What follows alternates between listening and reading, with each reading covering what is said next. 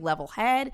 Like, Timothy, by all accounts, was like the picture perfect guy that you think you should marry. Like, he cares about your day, but he's not overly dramatic. He's not pretending to be something he's not. He goes to work, clocks in, clocks out, comes home. How are the kids doing? Here's the bills paid. Like, Timothy was just like a good guy. Now, Timothy had a good job with the United Department of State. And so much so, Amanda would take care of their 3 daughters. They got married and they had 3 kids. And Amanda would take care of them. Timothy would be at work. And sometimes they would have to travel around a whole lot for his job. Like, he had all these different security clearances and they would have to go and take the whole family and go there. They actually even lived in Germany at one point for 2 years.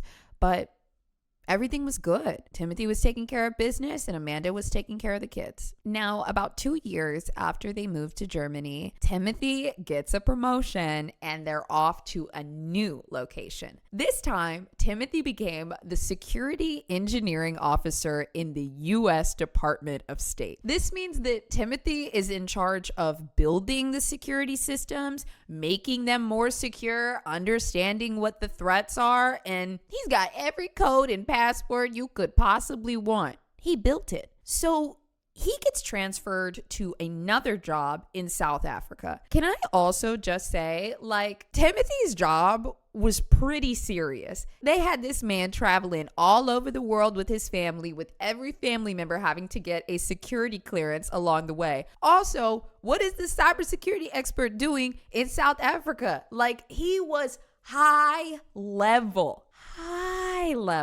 This episode is sponsored by IQ Bar. Listen, I've told you guys about IQ Bar before, and I like their electrolyte mix. I like a couple other products, but you know what I just got put on this week? The IQ Joe. It's an instant coffee, but the thing is, it's jitter-free because they add in the lion's mane and the magnesium. Now, look, I don't know what it is, y'all, but I'm getting old. Can't even handle a regular cup of coffee anymore. If it's a bad day and I got anxiety, I'll just all over the place, you know? I didn't realize this, but you can actually put in little additives into the coffee that make it a little bit less anxiety-inducing because I still need my energy. I don't have any. So I've always been a fan of the IQ mix. It's hydrating. It's got like more electrolytes than most sports drinks, and they're very portable. They're just in little packets. You add them into water. But the IQ Joe and I have now become friends. And the cool thing is, when you order from IQ Bar, you can just get a big mix of all of your favorite products, whether it's the bars, whether it's the electrolyte mix, or it's the IQ Joe. So look, start your year and your day off right. Try the IQ Joe, try the brain and body boosting bars, whatever you want that calls to you. They've got lots of flavors, different products, anything you want. And the best part is you can mix and match. Right now, you can get 20% of IQ Bar if you text SINISTER to the number 64000. That's 64000. Just text SINISTER and you can get up to 20% off of your next order. Or go to the website.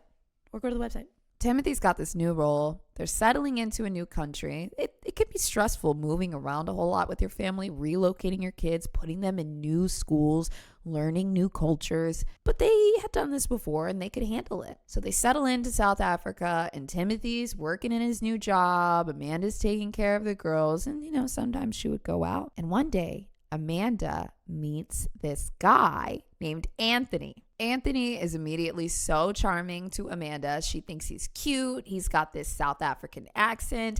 They met at this restaurant in November 2018. And I mean, can you just imagine, you know, she's been traveling, moving with her husband. She's got the kids at home. And now she's meeting this like fun, hot guy. They're drinking, they're having fun, you know, and she just immediately falls so hard for Anthony. And Anthony falls for her too. This is when Amanda starts a full-blown affair with Anthony Theodoro. It only went on for a couple of months because they started in November of 2019 and Amanda and her family returned to the United States in 2020. But during those months, she was able to balance seeing her husband, taking care of her kids, and then at night going out to see Anthony under the guise of new friends. And they had never had any issues before, so Timothy kind of believed her. But the other thing is, Amanda is really building this resentment for her husband. It's unclear really what started it all. I mean, it could just be she's a really mean person. It could be she hated moving around a lot. It could be she didn't like working from home. I'm really not sure. But this resentment towards Timothy really starts to build in Amanda. And it's at this point between November of 2019 and 2020, when they moved back to the United States, that she really begins to hate Timothy. I just want to point out this major turning point because the way I described Timothy before, man just wants to work, okay? You know how trusted he is? The government trusts him. The government trusts him with all of their secrets and codes. He's literally just a nice guy. He's literally like a golden retriever, just going to work, going home, going to work, going home. How are the kids, da-da-da-da. And while he's just being a normal guy, Amanda is over here just festering with this hate every single little thing that he does. And God, can I just say, when you start to hate your partner this much, don't stay in the relationship, because when it does come to an end, all of that resentment that you built up and ignored, when the relationship is really over, you're going to see the ugliest side of yourself that you have ever seen, because now there's no reason to hold back the hate that you've built up. And that's what Amanda did. She stayed in the relationship while talking shit about her husband to her mom, Anita, also to Anthony, saying, oh, he's this horrible person, while Timothy is just going to work, going home, going to work, going home, going to work, going home. Remind you, the government trusts him. Going to work, going home, going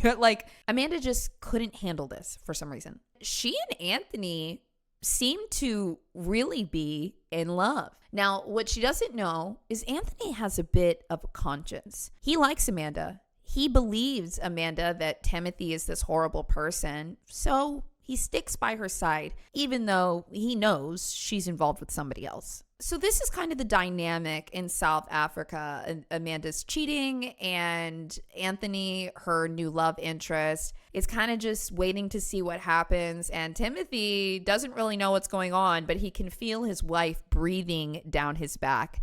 But he finally gets some answers when they return home in 2020, and Amanda files for divorce. She has found somebody else. She cheated, but she's coming home and she's not going to drag this out for years and years and years. She files for divorce. But the next part of divorce is, of course, the custody over their 3 children. The custody battle, as they are often, was ugly.